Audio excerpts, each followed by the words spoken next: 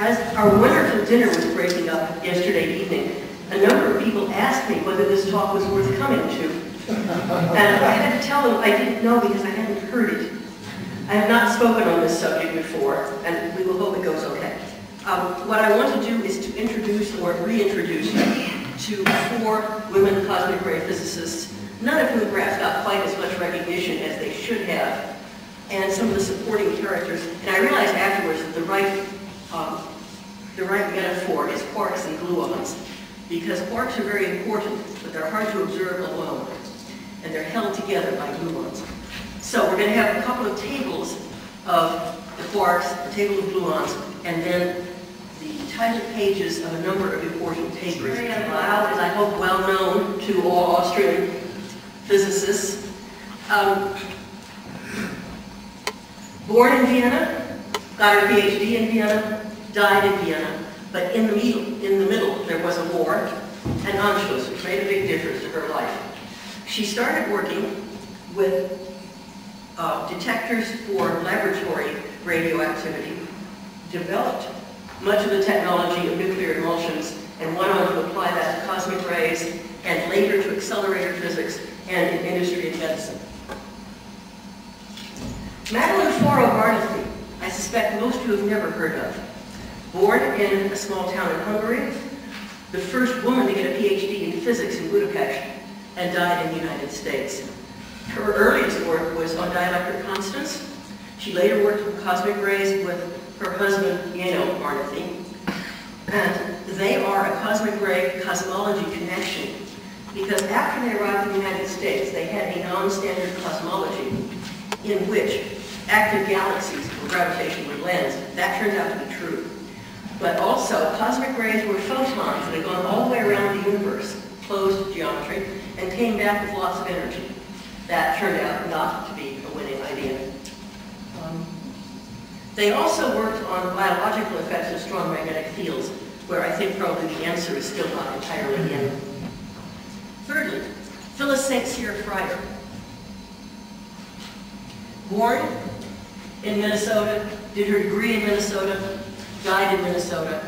Best known for a paper that was her PhD dissertation, the discovery of heavy elements in the cosmic rays. She did other things later, isotope ratios, lithium, beryllium, boron, but it's that first 1948 paper that's best known. How am I connected with these people? We'll hit Poellau in a moment. I've already told you, I guess, that I knew the Barnathys quite well. I'll explain how later, perhaps. Phyllis St. Cyr, her thesis advisor, was the older half-brother of the wife of the astronomer Roy.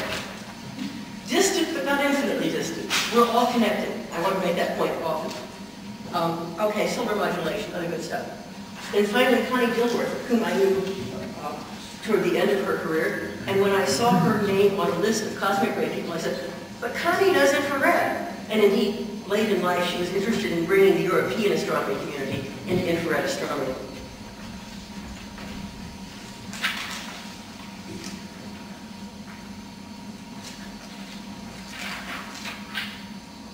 Here are the gluons.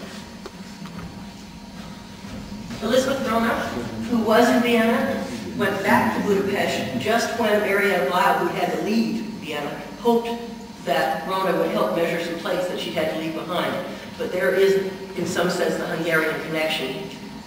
Biographies of Rona say that she thought of Vienna as a small town in western Hungary. George Lemaitre, you've heard about before. Born in Belgium, PhD in Belgium, died in Belgium. If he's known at all now, it's for cosmology, but there are also cosmic ray connections, and I'll show you at least a couple of the papers that he wrote on this subject. His idea, as you heard yesterday, is that cosmic rays are left over from the early hot, dense universe. It doesn't work. They lose all their energy to adiabatic expansion. Sandoval Vallarta. His father's name was Sandoval. Vallarta was his mother's name, and he used it most often because it was a very distinguished name in Mexico, dating back to the Revolutionary era. He's blue in at least 2 senses. Well, born in Mexico City, died in Mexico City, degree from MIT. But it was he who offered hospitality or asylum or refuge to Marietta Poellau and her mother in Mexico when they had to leave Austria in a hurry in 1938.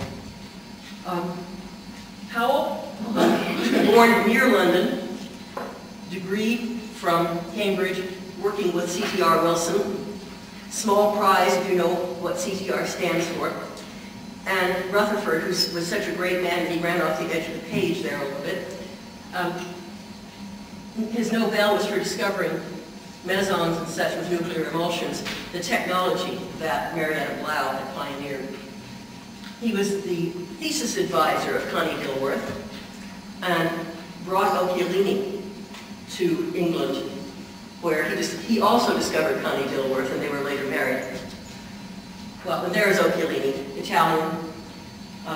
The Beppo-Sachs satellite is named for him. And if you read Riccardo Giacconi's autobiography, you will hear Riccardo saying that both Blackett and Powell got Nobel Prizes for work done by Occhialini. There are stories like this connected with every Nobel Prize. It's always the wrong person getting credit. There is Marietta Blau from the biography of her that was published and translated recently into English.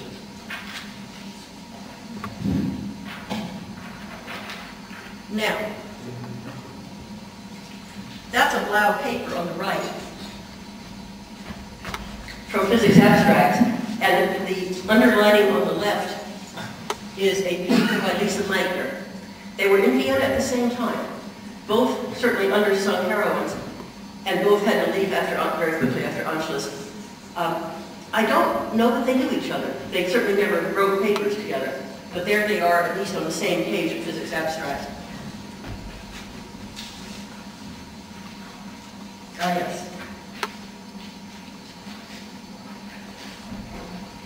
Here is the abstract of an important Blau paper. Photographic action of H-rays. H-rays are protons. She was studying protons from natural laboratory radioactivity with photographic emulsions that she herself had developed. Now, you're going to have to vote. So if the person next to you is napping, sort of shove him, her, or it away, because I'm going to ask you to guess. Given the number of women in physics then, and perhaps now, how much would you bet against the author of the paper immediately above Blau being another woman? How many would you bet at least €1 against? How many would bet more than €1 against? How many of you think that the paper immediately above is by another woman? You're not voting. You're as bad as my students. Sometimes I can't even get them to vote whether they have 2 arms. Okay, well, I will lift the cardboard and reveal.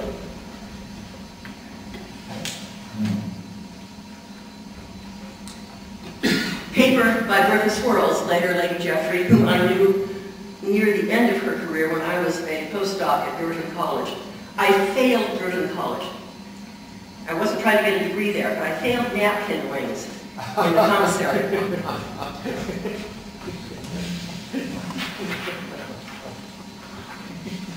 And, okay. Oh, yeah, that's just to show that there were other women in physics in those days. A French woman writing on some radiation topic. And the Aston in the right-hand column is not the Aston who did mass spectroscopy that astronomers all know. I don't know who he was. Okay. Now, how I knew Marietta Blau, indirectly. That picture again is from the biography. It shows Blau with her side of the camera. But turning her face to the camera is Blau's very lovely student, Hannelore Eckstein, who later became Hannelore Zexel. And from March 1972,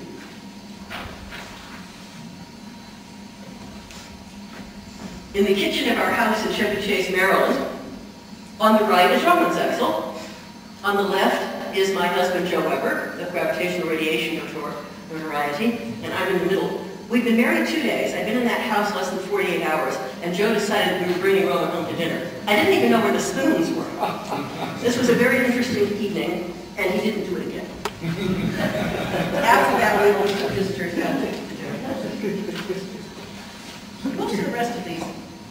Okay, here is Madeline Fourreau. Early work on dielectric constants of gases, and I'm not dead sure that the result is correct. But there she is, an active member of the physics community in 1928. Good year, I remember it well. I think that's all that's on the page.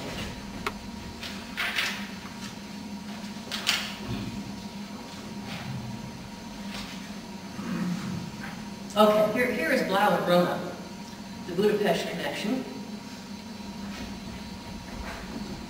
Just above it, a distinctly odd paper by Hess. Even Homer nods is the standard phrase. And on the right, oh yeah, I dinged Rudolf Pyros because again, someone I knew toward the end of his career, fairly near the beginning of mine.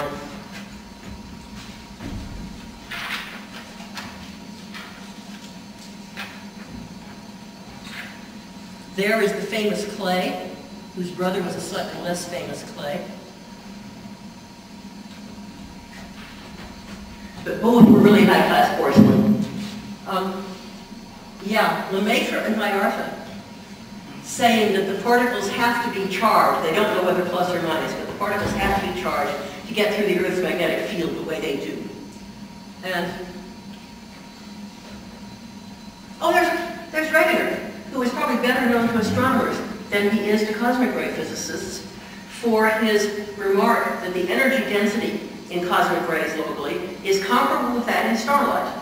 It's also comparable with magnetic field, turbulence, galactic rotation, and so forth. Some of those are causal, some are not. It's also comparable with the energy density locally in the cosmic microwave background. And only to Fred Hoyle and Jeff Burbidge was that causal. There's a very funny line at the end of Hertzberg's book on diatomic molecules, where he says that the temperature of the interstellar material is about 3 degrees, a fact of very limited significance, said Hertzberg. And he was the one who got the Nobel Prize out of this stuff.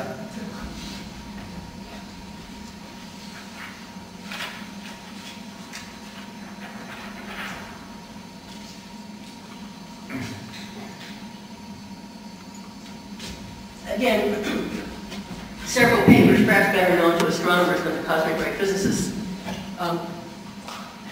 Poor old Erwin Findley-Freundlich, who was taken prisoner by the Russians trying to observe an eclipse from Crimea in 1914. He finally gets to an eclipse, and he finds deflection of light larger than the Einstein prediction, and spends the rest of his life trying to prove Einstein was wrong. Some of his students are still around to talk to. What else is there? Oh yeah, Van Verden, for what we now call the field effect. You can't win.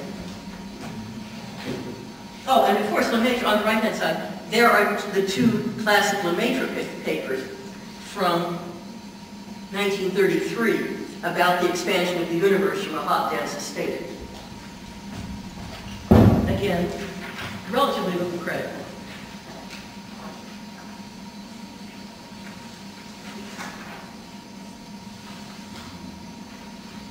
What have we here? We have here Clay, Warnke and Fourreau, saying that there was no cosmic ray excess associated with Nova Hercules 1934. This is before the nova-supernova distinction had been made clear to most people. And there were several distinguished cosmic ray physicists who said, oh yes, Novae must be the source, because here's this excess connected with having Nova Herculis overhead. Well, Nova Herculis was overhead at noon just then, and there is a temporal effect if you're measuring the right set of secondaries. There's also a sidereal effect that presumably the rotation is Milky Way, though it's not very strong. But there are Fourreau and Vardy saying there is no excess associated with the nova. That's not a cosmic ray source, and they were quite right about that. What else do we have? Oh yeah, Clay and a vulture who is neither the existing vulture nor his father, and the name is an extraordinarily rare one. So it must have been a cousin or something who wrote this one paper and never anything else.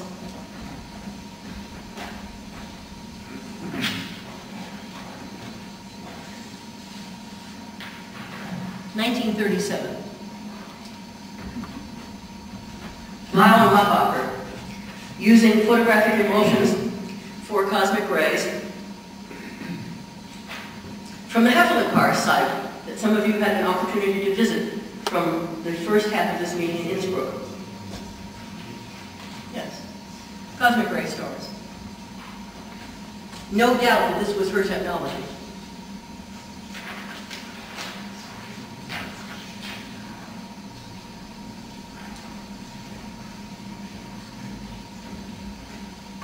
Another Marietta Poellau, again, photographic emulsions used for cosmic ray physics. Now from Jungfraujoch, and thanking Ellen Gleditsch for hospitality in Oslo. This is where Marietta fled first from Austria, as Austria ceased to be an independent, safe country for Jews.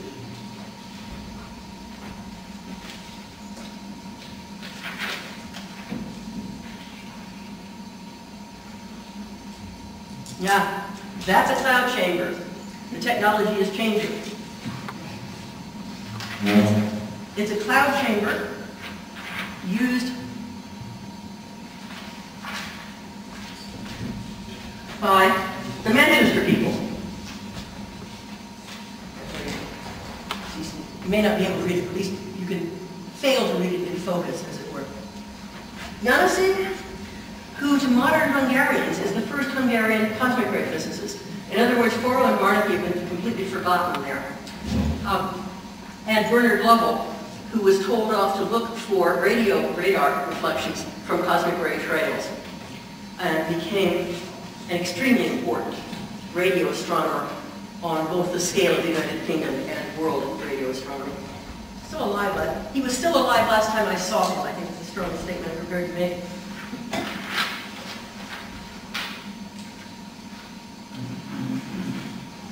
Here is confirmation of the sidereal and solar time variability. And down in the lower right-hand corner, Barnaby and Poellau working from Budapest in 1939 doing cosmic ray physics.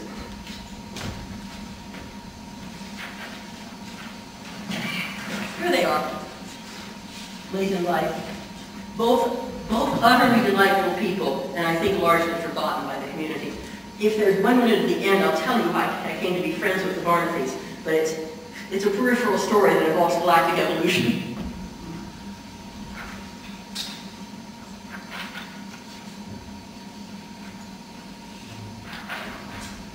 Who do we have here? Yes, there they are, taking their cosmic ray detectors down into a mine in Hungary. And there's Compton saying positive particles. Barnaby and Poellau saying positive particles. Well, I didn't get to try to exactly know him. And there's Clay again. Everybody's connected to everybody else. Yes. Poellau in Mexico, writing in, this is roughly the Mexican equivalent of Scientific American, a 1940 paper in serviceable Spanish, which is to say I can read it without knowing any of the fancy verb tenses, because probably she did not have a chance to learn any of the fancy verb tenses either. She'd only just arrived there a few months before. But she's talking about helium and stellar energy.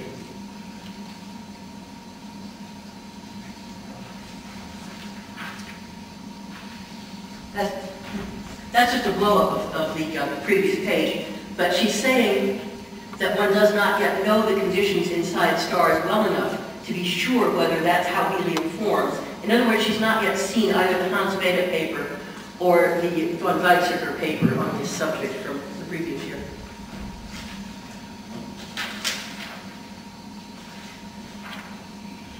Thick emulsions again. But now thick emulsions being used by Dilworth and Occhialini, and thanking Powell, and thanking, yes, Kodak for the emulsions. They use nuclear emulsions from many different manufacturers. This paper used Kodak. Yes. There's Phyllis. Phyllis St. Cyr Fryer who was unquestionably a pioneer for women in physics.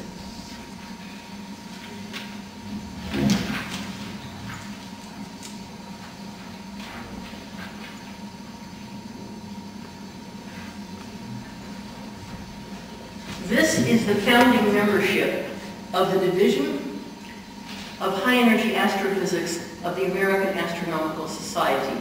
There were 97 founders, one woman, Phyllis Sincere Fryer, and not so very many later, but she was unquestionably the founding woman in that community.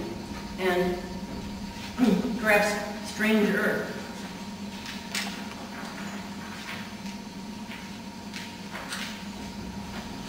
that's the founding membership of the High Energy Astrophysics Commission of the International Astronomical Union. There are unquestionably cosmic ray physicists in the group, both full-time and part-time. 0 women.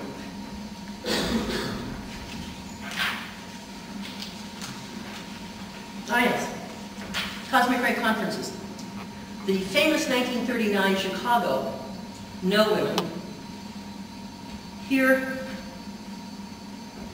the 1953 meeting in the town in France, which I do not propose to attempt to pronounce at all.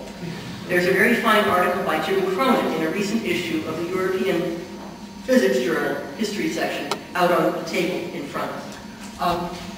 Most of them are people that I don't really know what became of them. They did not, I think, establish major careers, apart from Connie Dilworth and Millibaldo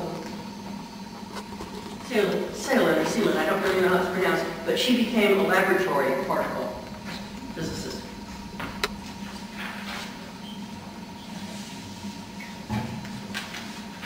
Ah, yes. Paper by Dilworth, Occhialini, and Mario Schoenberg of Brazil. He's the Schoenberg of the Chandrasekhar-Schoenberg limit, not the same as the Chandrasekhar limit, and astronomers have often wondered what he did after that. The answer is for a while he did cosmic rays. Now, I think he went back to Brazil.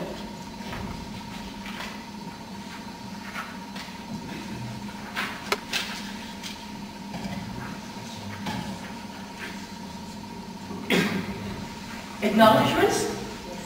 If the women are the quarks and the guys are the gluons, these are the W and Z bosons of this presentation. The people who coupled me to cosmic ray physics. First and foremost, Maury Shapiro. I met him in the summer of 1968. He had just lost his wife and we dated for a while. A very charming guy. Obvious from the fact that he went on to acquire 3 additional wives. Sequentially, not concurrently. Kenneth Ingvar Gryson, I don't think I ever met him, but I did the biographical memoir for the National Academy of Sciences because the people who knew him, one way or another, didn't want to do it. But a great deal of help from Alan Watson, who, I don't know if he's still here or not, but he was here yesterday. Oh, there you are, hi. A great deal of help from Alan Watson, who has thought extensively about the history of the atmospheric fluorescence technique, on which Gryson, I think, had rather bad luck. Another speaker mentioned the technique, either here or in Innsbruck, and mentioned both the Japanese and the Russian efforts, but not, in fact, Gryson. Goran Yod, a well-known cosmic ray physicist at UC Irvine, who translates the vocabulary into English for me sometimes. Jim Cronin, who led me to the 1953 proceedings and the fact that there were women there. And Beatrice Muriel Hill Tinsley. Okay, I will put up my conclusions and devote 30 seconds to Beatrice Tinsley and the Barnethys, and it will be then be 9:34. Okay? In other words, I've cut 5 minutes off our being behind. Beatrice Muriel Hill Tinsley was one of the great women astronomers of the 20th century. She was the first to realize you can calculate the evolution of galaxies. She died young of melanoma. She was only about 40.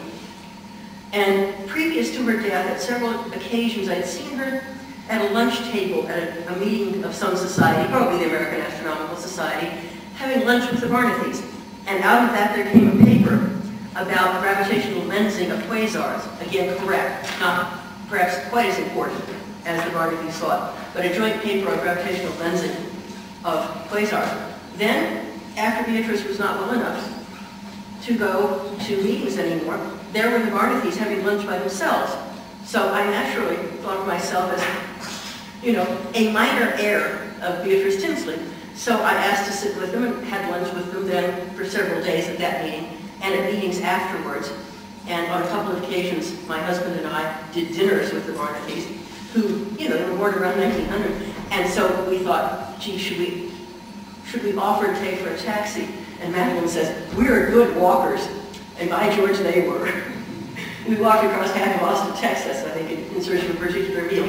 So, the progress of science is not single big steps on an upward trajectory. It's a random walk. Occasionally people get ahead of the curve and are slapped down. And perhaps my 4 heroines all come in that category. We're now only 4 minutes behind instead of 10 minutes behind. And so I will stop and ask for questions, comments,